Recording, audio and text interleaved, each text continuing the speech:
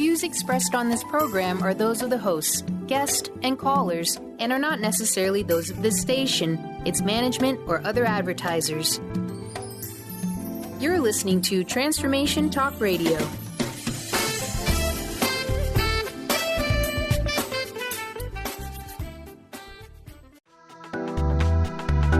This show's audio was via a Skype call.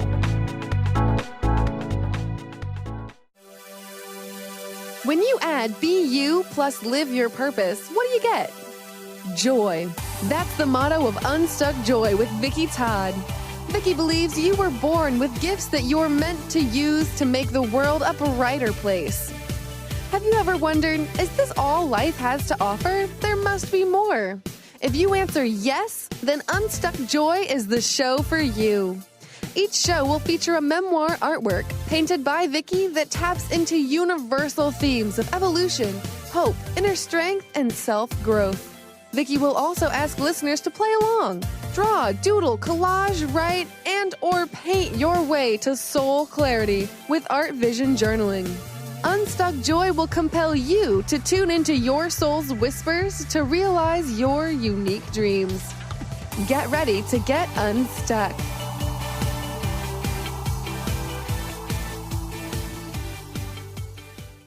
Hey, everybody. Welcome to the Dr. Pat Show.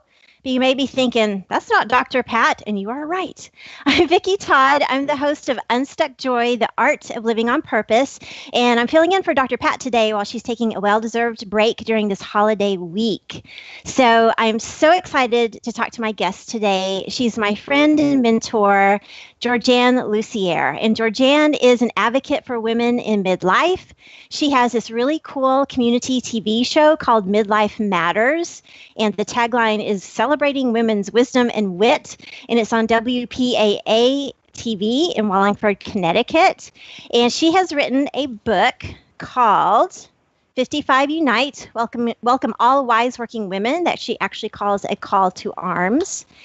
And this really nifty guidebook, 5 Ways to Grow After 50, based on some of the advice of the women who are on her show, Midlife Matters.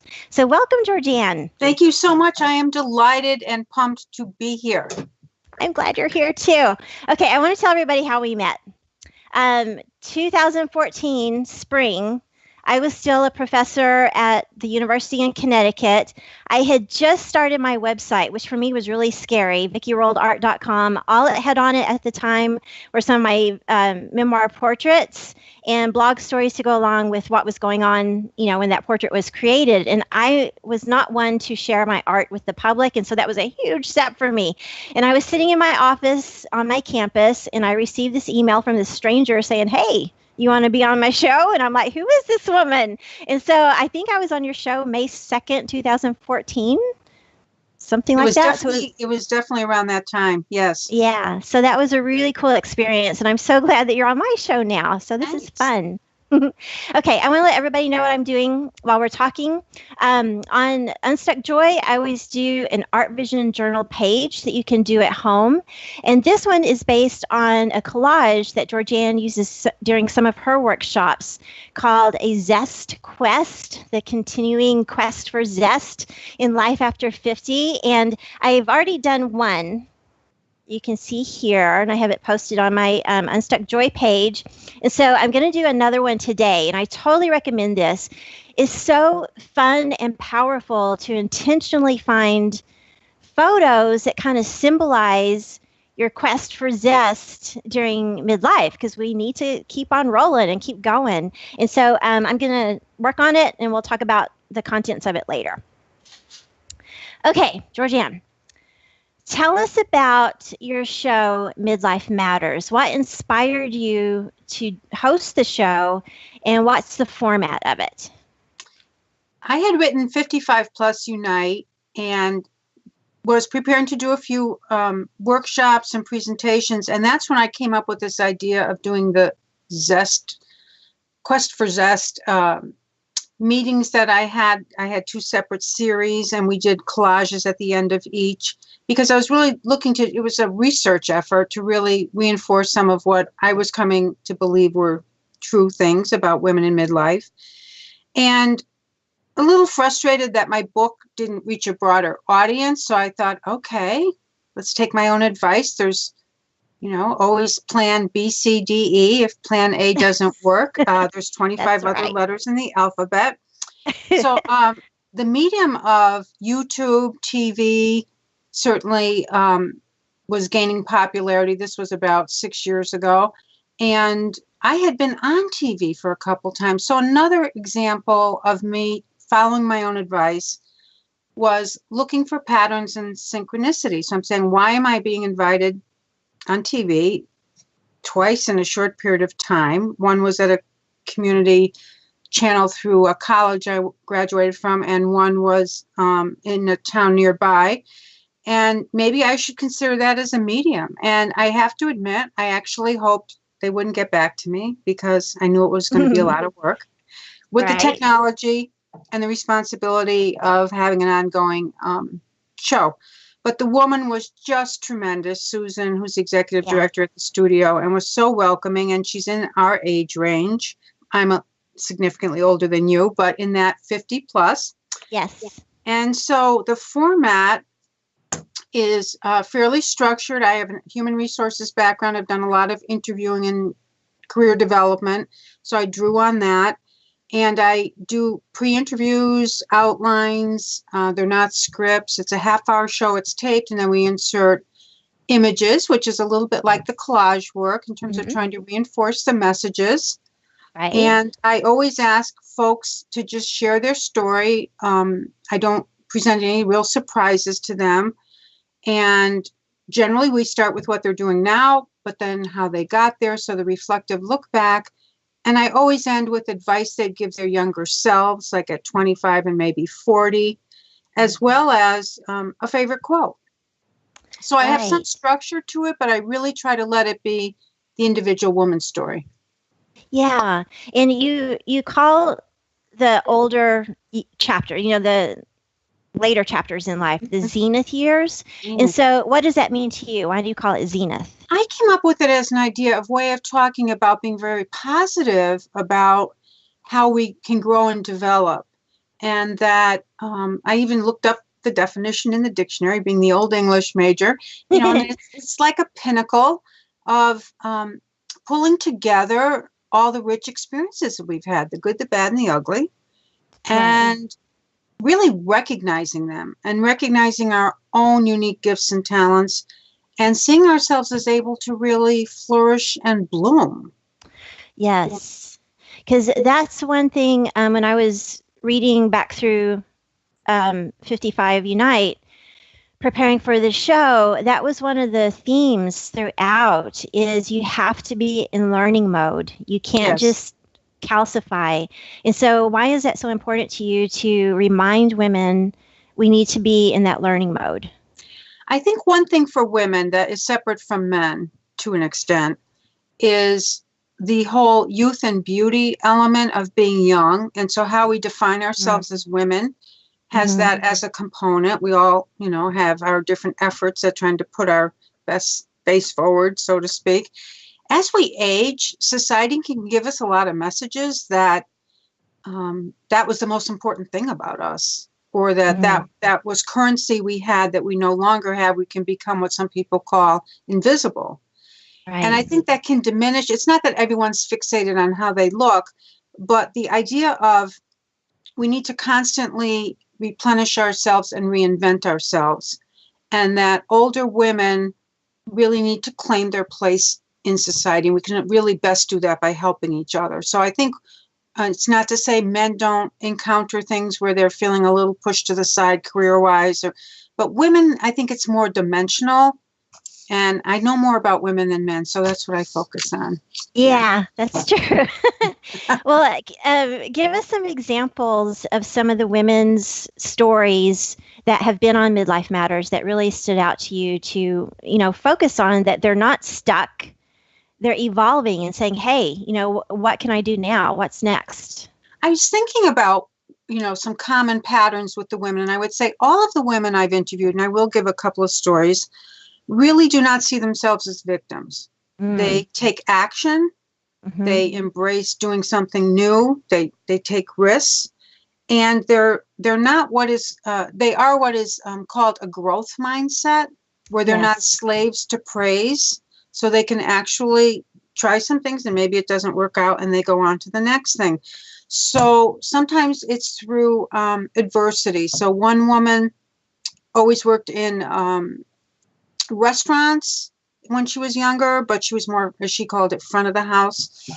Gets into her career as a speech pathologist and loses her husband very early, and they have 3 children. And she took a break from her career because she felt that as a therapist, she couldn't really give her children and families the support they needed because her well had run dry.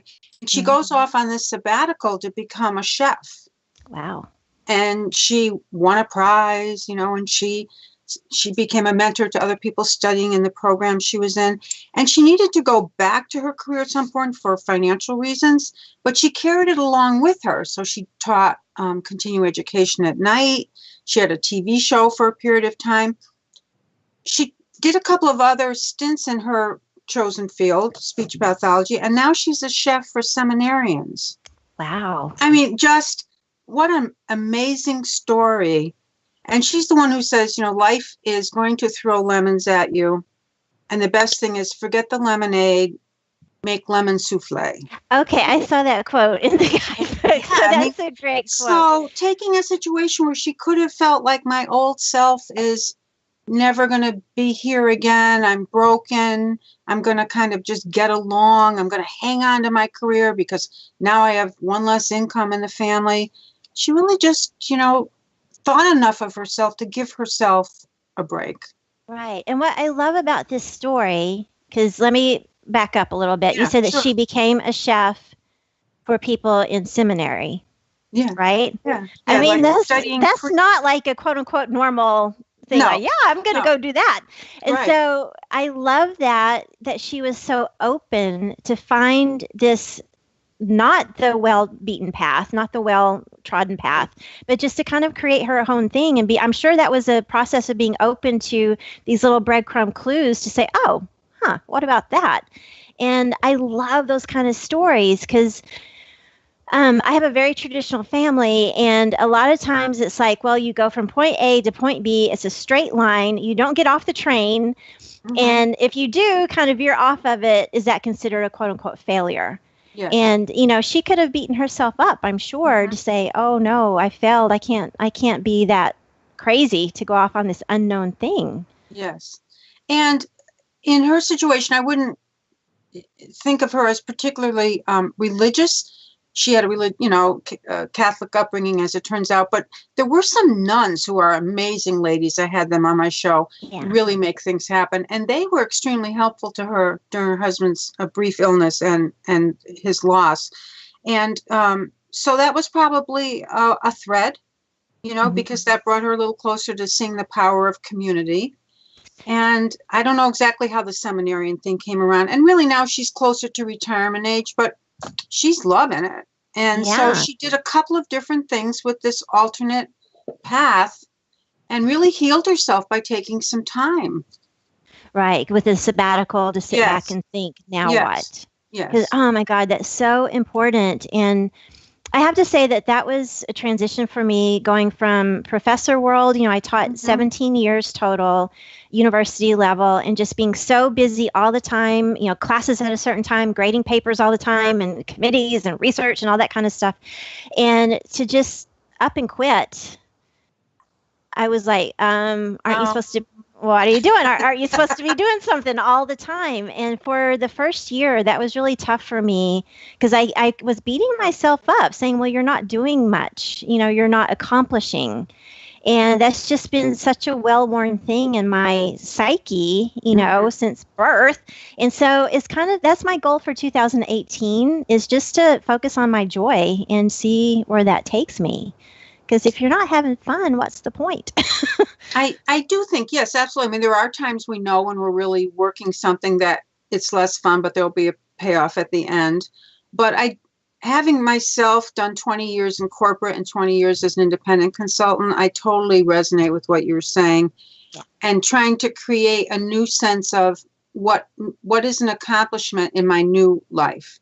Right. What things, if I were to do my performance appraisal, again, from an HR standpoint, Yeah. at the end of a year where I was zigging and zagging, what things would I say were a big deal? And what did I learn? And so really being more self-reliant, and it is scary not to be in a structured reward, accomplishment, financial benefits of being in a certain job. It's hard to get out of that.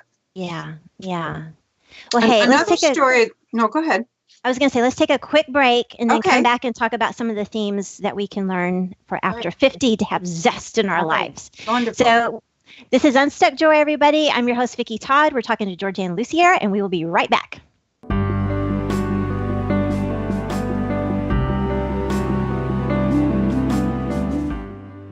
Hey, everybody. Welcome back to Unstuck Joy. I'm your host, Vicki Todd, and we are talking everything midlife matters with my guest, Georgianne Lucier. So, Georgianne, you have this guidebook, 50 Ways to Grow After the Age of 50, based on some of the advice that you've gotten from the women who are on your show, Midlife Matters. And so, what are the 5 ways and some examples maybe to go along with each? Because it's really rich information that you've gotten from your guests. Well, thank you. I was inspired to capture some of the patterns and common themes because my guests are different ages and all different interests and accomplishments. And so the first one I talked about was turning adversity into advocacy work. So a number of the guests came on, had suffered a loss, very untimely, a child to drugs, domestic violence, just, issues where someone has gone, it seems like before their time, and the normal grieving doesn't seem appropriate. And they created organizations basically to just help other people in similar situations. So again, I would say that that's a growth mindset. It's like, all right, I'm going to take this experience and I'm going to do something, and it's very action oriented. So one woman who's in our town in Wallingford, Connecticut, and I actually have known the family since I was in high school. Her daughter really became a victim of the opiate crisis when it was didn't even have a recognized national name, and realized that our nice little cozy town of Wallingford, Connecticut, had an epidemic growing. And she created something called the Coalition for a Better Wallingford. And really, it's been in the forefront of all of the efforts in Connecticut, and fits very much with what's going on across the nation of either having a bereavement group for parents, support groups for families dealing with kids that are, and it's largely young people, not always, in the opioid crisis, as well as just trying to do things to do outreach to help people in high school maybe be a little more aware of what some of the consequences of that could be. So, I mean, a person who had never done anything like that, she's a very outgoing person, but she just turned it into something that's very, very positive for many people. Right. That's amazing. And like you said, with the domestic violence, losing a spouse or, child. And so, those are circumstances that would be so easy for those women to get into that victim mode and just stay in the poor me, oh, well, life is over type of thing. And I think that's what you do is so inspirational to give us these examples of other women. So, I may say, wow, either I'm in the same boat or maybe I'm not in the same boat, but if she could do it, then I can do it. And so, absolutely. And really, I think to help acknowledge what the women have done, because many of them, it's not the easiest thing to create an organization, and I'm sure they have ups and downs, and there's probably politics, I would imagine, that get into everything we do. So it's really nice to celebrate with those women, how far they've come. Yeah. And the courage for them. Yes. To come forward and be vulnerable and share their story, because, sometimes that's like, oh gosh, what are people going to think if I say this out loud, or, are people going to think badly of me or, negatively? And so it's a wonderful grace thing. And courage, because I recently had a woman on whose son really had an unfortunate situation where he drank something with drugs, whatever the circumstances, people left him to die like unattended, almost like what happens at frat parties, where they think they're going to let the person sleep it off, but took his identification. And so he ended up like in Bellevue, like an unknown person. I mean, just horrible in terms of the circumstances around it. And she was so brave to come on and share that story. I don't know how these women hold it together when they're talking to me. I mean, I wouldn't blame them if we needed to take a break, because it's raw for a lot of them. Right. Yeah. Well, that's amazing. So that's one of the ways to grow after 50, adversity, advocacy, and turning that into the lemon souffle to say, hey, let's make something good out of this. So, yeah. Another I called bold career moves, which, again, what spurred me on to write 55 Plus Unite. As a human resources person, I was running a jobs program after the stimulus, the market crash. And I realized, wow, older women had an extra layer of disadvantage with the market being very slow of getting back into the game, and that we could just kind of retreat into ourselves, and we need to really help each other, kind of a consciousness raising. So there's people like yourself who listen to your inner voice, which is another topic that I have, and I do reference you without names in the book, but you're one of them. And one woman, a story I'll tell is she was a marketing exec and lost her job and just thought initially, well, I'll just go get another job. She was probably in her early 50s, would be my guess. And instead, again, she gave herself what I call the gift of time. She was able to do that financially, whatever she cobbled together. And she had flown her whole life. Her family used their little Piper plane as like the station wagon. They used to, her mother and father were pilots, and they hopscotched all over the place. And she always kept up her licenses and would fly when she'd be on different business trips or whatever, local strip. And so she started working like pumping gas at a airport. She helped one small airport develop more of a training program, get them linked in with some of her marketing skills. And then it turned out she got more ratings. She applied, aviation ratings. She applied for an Amelia Earhart scholarship and got it to get more ratings to help finance. And now she runs the local airport. Wow. She became an airport manager. And that's amazing. Getting more ratings, and she works with the Coast Guard for emergency rescue. So she turned an early passion into her second stage. Right. And it helps people. And it helps people. Yeah. Yes. Yeah. And that's what an amazing. example for, they want to get more young women involved in flying, because it's still pretty much a male field. Yeah. And so she's a great role model, and she's connected with people throughout, like, the Connecticut National Guard and different events they have to help young girls get interested in that field. So again, she just took something that was an interest and didn't know what she was going to do with it. But as you say, the breadcrumbs, she just followed it. And she was referred to me by her mother, which was the coolest thing. I met her mother, and her mother said, you should get my daughter on your show. Her mother was very proud of her. Yeah, that's cool. Yeah. Well, we need to go to another break really quick. So how can people access all of this wonderful stuff that you do with Midlife Matters, your books, your workshops? What is your website, or how can we get in touch with you? Great. Thanks. GeorgianneLucier.com. Okay. And they're on Amazon. Okay. The books are on Amazon. Yes. Awesome. They're on Amazon. So put my name in the Amazon search box. Thank you. Okay.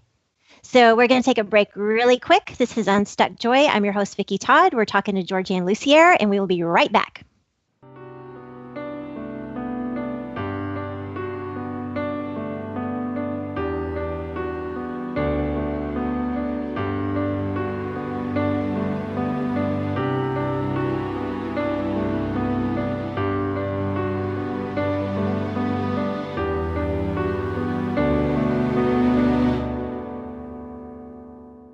Everybody, welcome back to Unstuck Joy. I'm your host, Vicki Todd, and we are talking about Midlife Matters with my guest, Georgianne Lucier.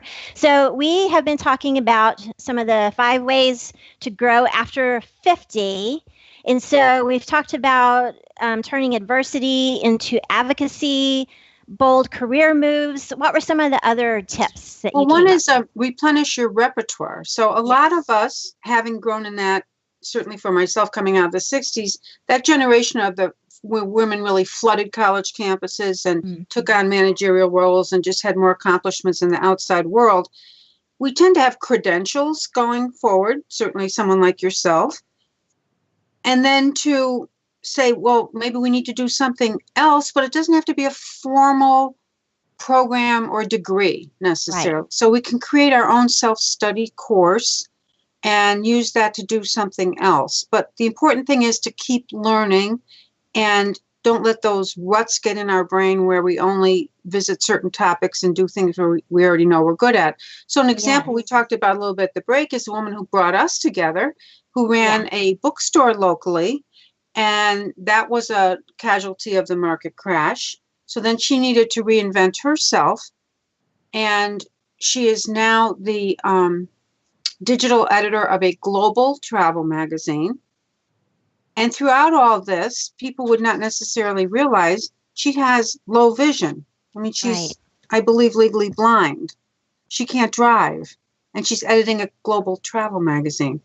Right. So that is the coolest thing. And she had to teach herself how to use the tools to do the digital editing online. I mean, and that could be intimidating to someone who hasn't done that. She also, when she had the bookstore, she had to, well, all of the things that go along with that. And so seeing something even for myself where I took on digital editing of my TV show, I'm at kind of a journeyman level. It's not the final product, but my daughter, who's now 30, had said, "Mom, you're not going to live long enough to learn that." Oh, thanks. Thanks a lot. But I mean, she's like, seriously, you think you're going to learn digital editing? But I just said, well, I'm going to try. I think I'm supposed to, as the host of the show. I have a commitment towards this. And so those things, I just kept saying to myself, this is really good for my brain. Right. So it's not that I would go and try to get a job doing that, but it's helped me do other things. And so like I took it on. A whole different language to learn that. And that reminds me in your book 55 Plus, you talk about some of the research about midlife brains that we may be slower, but there's a lot of good points that maybe we didn't have when we were younger. And so how did the brains evolve in better ways? And actually, yes, I looked over, at that time I hadn't read this Growth Mindset by Carol Dweck, D-W-E-C-K, which I know a lot of the schools are embracing. But the idea that we can become smarter, we don't have a fixed IQ or set of skills or traits, but we can grow and develop them. And so at midlife, yes, we might be slower, say, our processing speed in terms of just quickly retrieving a memory or doing things that are, on a test wise would be timed, but we have such rich things to draw from. And if we just give it a minute, we pull things from all different avenues. And that's really a lot of what is defined as wisdom. And so when I say we celebrate women's wisdom and wit, truly our ability to integrate information, to make reasoned judgment, we're much less inclined to be succumb to drama, say in the workplace. There's a lot of reasons that being the adult in the room is a good thing for an organization, to have someone who's kind of been there, done that, climbed the ladder, not necessarily that they don't have any goals left, but that they're in a different place.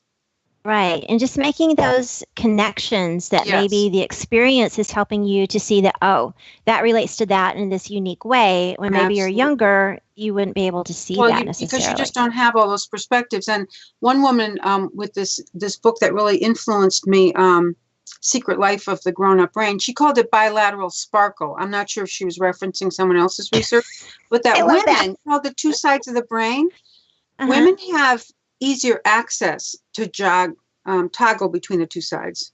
And as we grow, that just gets strengthened. So our brains get fatter as we grow. And that's one of the only ways of getting fatter I know that we can celebrate. It's a good thing. Yeah, it's like our connecting cord just gets bigger. That's cool. It is and cool. Is that for women? It's research-based.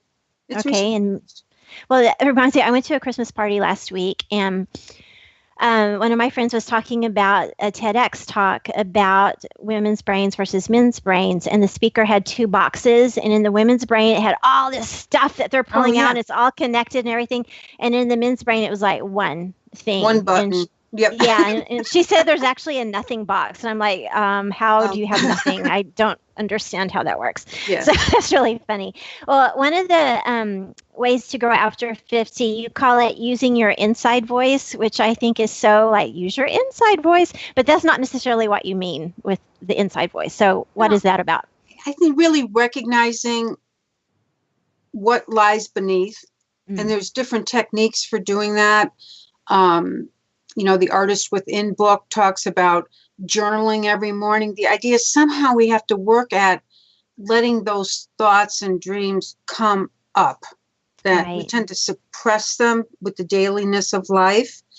And so getting in touch with what are some of the things we really do want to do, and that could help us see some patterns or some points of light that we can go towards. But if we don't know what it is, it's really, we're just going to muddle around. So finding your inside voice to really have techniques and habits that help us get in touch with what would we most like to do with this one precious life.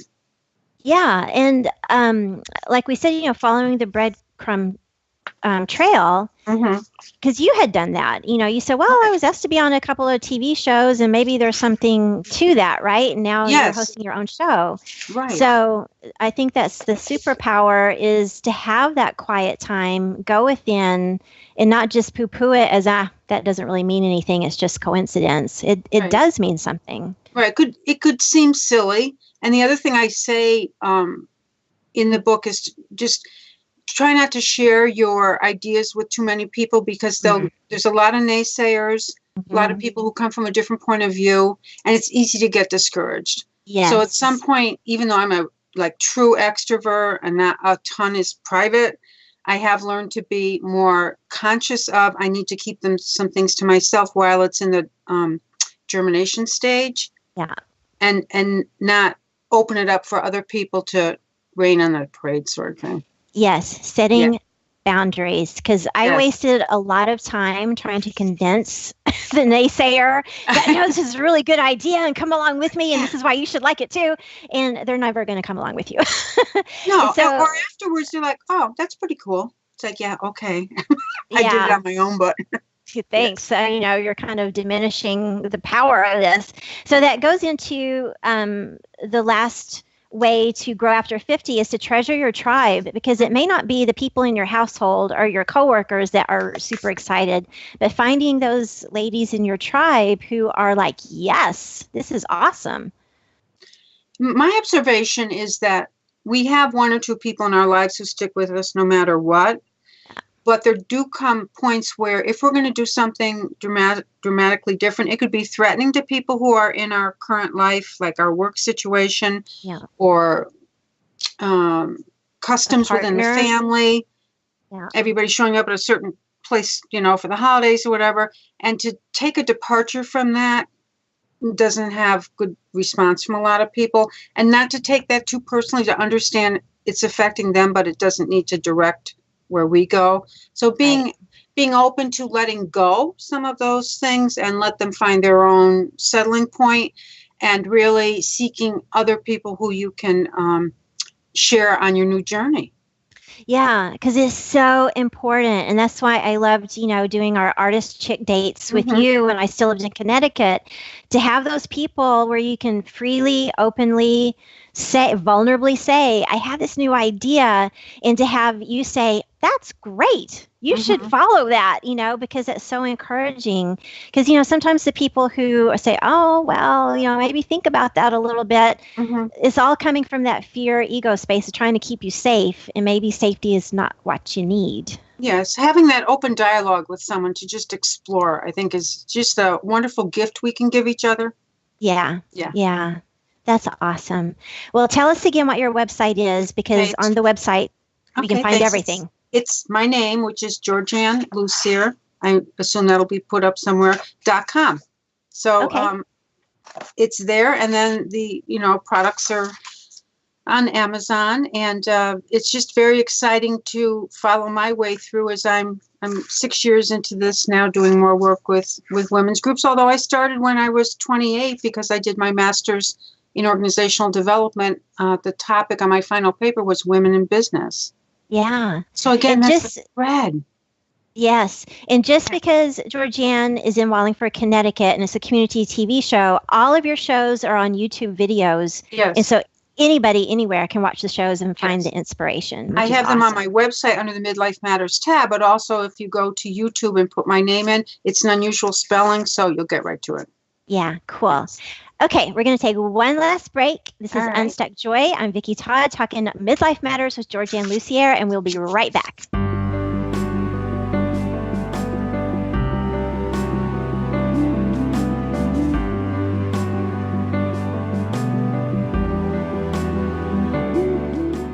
Hey everybody, welcome back to Unstuck Joy. I'm talking with my guest, Georgianne Lussier.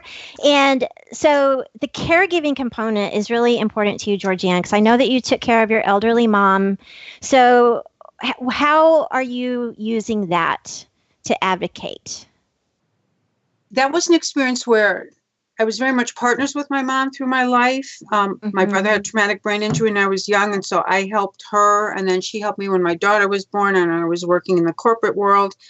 And then she just started, before she, passed, she had a 3-year decline. So I had to make decisions all along the way, like, what does this mean for me? And I think it's a common experience for women at midlife, because women tend to be the ones in the family who everyone looks to for caregiving.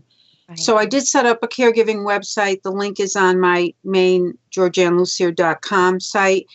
I really felt compelled to just share what I learned, and I've spoken at a few caregiver conferences, and I published a little booklet with some humor in it about how we really need to forgive ourselves as caregivers, because it's one of the hardest things in the whole world, particularly if you have any dementia going on, or there's just the demands far exceed our abilities. And so I really thought, again, a theme for me with women is self-compassion, and having self-compassion in a situation like that is hard, because you get home and think, gee, I didn't need to be quite so crabby, but that we're all human. And so, yes. Right. Yeah. And I think that that's such a great idea to share your experience with it and to put some humor in it, because I have to say, I'm so thankful for my brother, because he still lives in Texas. My dad's in a nursing home. My mom, she probably needs assisted living, but, she's not quite there yet. And so I'm not there dealing with it, and he is. But I'm sure that a lot of people feel alone. Mm-hmm. There's really nobody to talk to. And maybe that's one of those things that people don't really share their stories. And so I think that's wonderful that you've put in writing and talking about, hey, this is what's going on, and it's okay. Mm-hmm. Thank you. Because that can be hard for people, I know. Yes. One thing that you have talked about is that in midlife, and through what you've learned with writing the book and doing the TV show, that you've really become more comfortable with being summoned versus striving. And I thought that was such an interesting way to put it. So what do you mean by that? Well, again, having a human resources background, doing a lot of development work, a lot of emphasis on careers. So you get this degree, and what's available, and what are some options. The idea, what do you want to be in 5 years? I mean, think of how stupid that question is now as we look at it. But the idea that, as you said earlier, there's a linear path. So now I've gotten more comfortable with, I don't always know where things are going, and that's okay. Some people live that way more earlier in their lives, but I think the emphasis on, again, degrees and credentials and positions and jobs and all that, we can get very trapped with external recognition of what we're doing versus feeling good about pursuing things that we're not sure where we're going, but we're on our way. Right. And it's really changing your definition of success. Yes. Because, when you're younger, success is the job title, and, that maybe you drive a certain car. And how much money you make. Absolutely. Yeah. I was very much driven by that. And because that's what was kind of in front of me.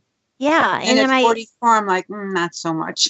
Right. Yeah, I know. Like, because to me, success is I want to be happy. Yeah. And whatever that means. And it's always bugged me to live with a bunch of question marks. And so as I was making the transition from steady job to, still searching, and I'm still searching. Absolutely. It's like the question marks, if you change the perception, it's exciting. It's curiosity. It's, where could that lead type of thing. And so it really is this shift of the mindset with the being summoned. And I think that also goes back to the spiritual thing you were talking about, you looking inside. Yes. Absolutely. And having that as your anchor and honoring that and knowing it's not going to all happen at once, but it's never too old to start something new. Yeah. And it's okay if you don't know the answers to those question marks. Yeah. Right. Well, you do a lot of really cool hands-on exercises that you mentioned in the book, and I've been in some of your workshops where you've done that. So you talk about pigtailing. Mm-hmm. So what is the pigtail and how does that help us? Pigtailing, I learned building self-managed teams with high-performance work systems. And some consultants introduced it to me, and I really introduced it in the 55 Plus book and some of the workshops of saying, what happened? Why did it happen? What did we learn? And where do we go from here? Which is so contrary to saying the business world, or and I'm sure academics, whatever, something doesn't go great, search for the guilty, or if something does go great, you get a bonus or something, but not a lot of reflection of what are the different factors that made that turn out the way it did. So it's the double loop. The pigtail is the idea of a loop, that you want to loop your thinking and not just take the outcome focus, but say, what happened in between A and C? There was a B in there, basically, because that's where the greatest learning is. Yeah. Because the factors will always change, but if you know what the contributing factors, and some organizations will have a lot of successes, and they attribute it to their own wonderfulness, and actually they had a lot of external forces that were there that aren't going to be there forever. And so it's a dangerous thing for people or organizations to just take things at face value. So it's the value of reflecting. But I think the pigtail is a great way of reminding people about the circular. Yeah. Because that's what an actual pigtail does, is swirly and curly. So it goes back. Yeah. I like that. Well, I'm going to show my Zest Quest. So this is what Georgianne does in some of her workshops, and you do it as kind of a communal collage where it's not an individual thing, but you have everybody work on it. In my 2 Zest Fest, we ended like a 6 session series with communal workshops. Yes. Yeah, which I think is really cool. So with mine, I have this lady kind of looking like she's looking into the future, and she's serene yet determined. And very positive. This lady, we were talking about this over the break. I found a picture. It's a watercolor painting of a costume design for an opera, and I can't remember which one, like 1931-ish. The textured slipper to remind me that my journey is textured, and like we're saying, the little breadcrumb clues, the ancient wisdom, and also my owl. And I did this on purpose because the owl is your symbol for... I love her. Why do you use the owl as a symbol for Midlife Matters? I realize owls have always been a totem for me since I was young. And once I started looking back through some of my things, people gave me so many owls, I hadn't ever really focused on it. And when I needed a theme for the show, the owl presented itself. Yeah. And a totem owl is thought to represent, being able to see in the dark, the wisdom of owls, and being comfortable with the shadow self, because they are very often in the dark. And so wisdom, really. Yeah. And I did a wonky owl to remind me to listen to the unconventional wisdom. Absolutely. And you just reminded me, I have the little owl that you gave me, the glass owl, on my desk. There you go. I have it there. What a perfect way to end. I know. Well, this is so wonderful. I'm so glad that we could, 3.5 years later, we could reciprocate and you're on my show. So if you gave midlife women one little Scooby bite or nutshell thing to take away from today, what would that be? To be kind to yourself, to have self-compassion, find out what lies beneath, and have the courage to go forth. Yeah. And I like the self-compassion part because it's so easy to beat ourselves up and say, ugh. And that's one thing I'm really working on is the self-care. Yes. I'm going to get a massage after this show. And Nice. so that's part of this stuff, is to say, you know what, if you need a break, Mhm. take it, which is an awesome thing. So your website one more time. GeorgianneLucier.com. Okay. And I hope folks will visit, your viewers Yes. will visit, and there's a lot of neat stuff on there. Yeah, because like we said, your show Midlife Matters turns into YouTube videos, and so Yes. anybody in the world can watch Mhm. and listen to these wonderful interviews with women in midlife about how they've shifted and zigged and zagged, as you say, and it's so inspirational. Thank you so much, Vicki. This has been a great opportunity. Yeah, this is Love it. awesome. Thanks. Yay! Yay. Well, thanks, everybody. I hope you have a wonderful transition into 2018. This is Unstuck Joy, and we will talk to you in the new year. Thanks, everybody. You've been listening to Unstuck Joy, the art of living on purpose with Vicki Todd. This hit show is where your higher purpose is revealed and cultivated. Now you too can share your unique light and special gifts with the world.